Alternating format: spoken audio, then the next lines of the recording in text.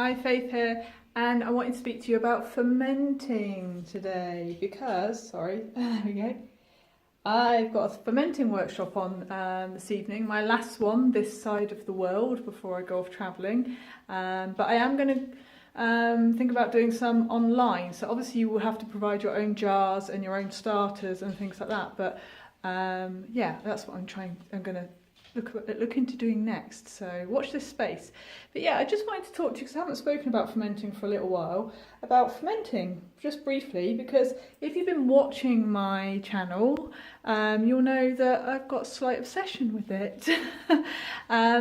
Basically, I think that if you're not going to do much else for your mental and physical health, then you should be meditating and fermenting. They are the two key things, I think, for most people, no matter what you've got going on, because almost everybody has got a digestive imbalance. Not everybody has got food intolerances or IBS or Crohn's or colitis or any of these things, but almost everyone has got a digestive imbalance because of the amount of crap food we've put in, burning the candle at both ends, medications, stress, toxins, all sorts of things, or usually for most people a combination of all of those over a period of quite a few years.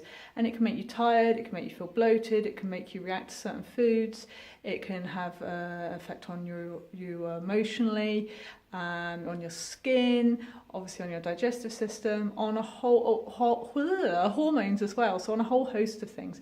So the fermented foods, and they're not pickled foods, by the way, so they're not the kind of pickled onions and things you get in the supermarket, and even the fermented, the actual ones that say sauerkraut and things like that in the supermarkets, they have been pasteurised, so they haven't got any goodness, or they've got a lot less goodness in them, and certainly no probiotics. But normal fermented foods, how we would have been, what's the word? Oh, completely forgotten. How we would have been preserving our food before preservatives and fridge freezers and things like that. They are little gold mines. They are full of billions of probiotics, good yeasts, and full of nutrients. They help heal the digestive system, they help detox you, not just the digestive system, the whole body.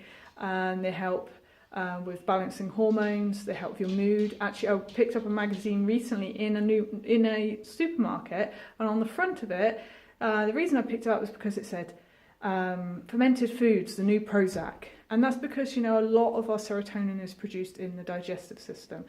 Like I said earlier, it helps with your energy, it helps with your skin. It's going to get a lot of nutrients in, not just from the fermented foods themselves, but because they help you absorb the nutrients from the foods you eat them with.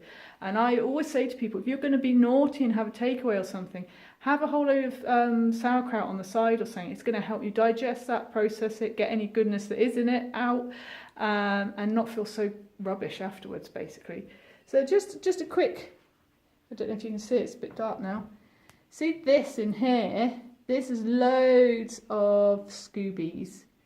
So this is your mushroom, your mother, and there's loads in there obviously because I'm about to run this workshop, so everybody's going to get a Scooby.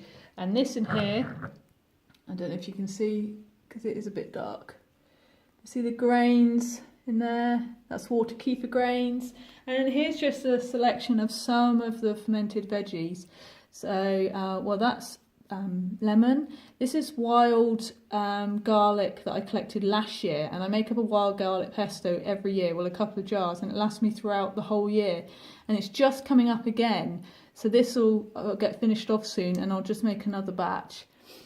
This is yummy. This is what is it? It's a kraut. It's courgette and turmeric, so really good for inflammation and things like that. The recipes for all of these are on my blog as well, so you can just go to my website and look on my blog and search for any of them. This is Christmas kraut. This one is really yummy. This is beetroot, ginger and red cabbage. This one is Indian spice kraut. That's a different version of Indian spice kraut. That's onion relish. I don't know if you can see it very well. And what's the last one? And this is curried squash and carrot. So tonight we're going to be making, what are we making? Sauerkraut, kimchi, and then kombucha and water kefir as well, because I don't do dairy, but for those of you that do, then there's a milk kefir version as well. So there's loads of recipes and also more information about the benefits of fermented foods, how to make them, all that sort of thing on my blog, also on this YouTube channel, because there's an actual fermenting playlist as well. So if you're still not convinced, then I'll just let you know they're really easy to make, they're really cheap to make. If you buy them in a health food shop, which is the only other place you'll find them not pasteurised, it will cost you £6 roughly for a little jar this big, or you can make a big one of these big jars here for about £1 yourself. So, you know, and also it reduces food waste, and they taste yummy and they're really good for you. So what's not to love about them? And the only thing I would be slightly concerned about is that they can be a bit addictive, as you can see, because I'm constantly trying new recipes for new things. And if I have something that's running out, that I think is going to go off, like recently, some sprouts, then I did ferment those, but they were a bit boring actually, even though I put lots of spice in them. So, you know, you win some, you lose some. They'll get eaten. They're just a bit boring, so they'll probably get eaten with one of the spicy ones instead. The last thing I just want to say about fermented foods and drinks, though, is if you do have a digestive imbalance, please, please, please only have a tiny, tiny amount the first few times.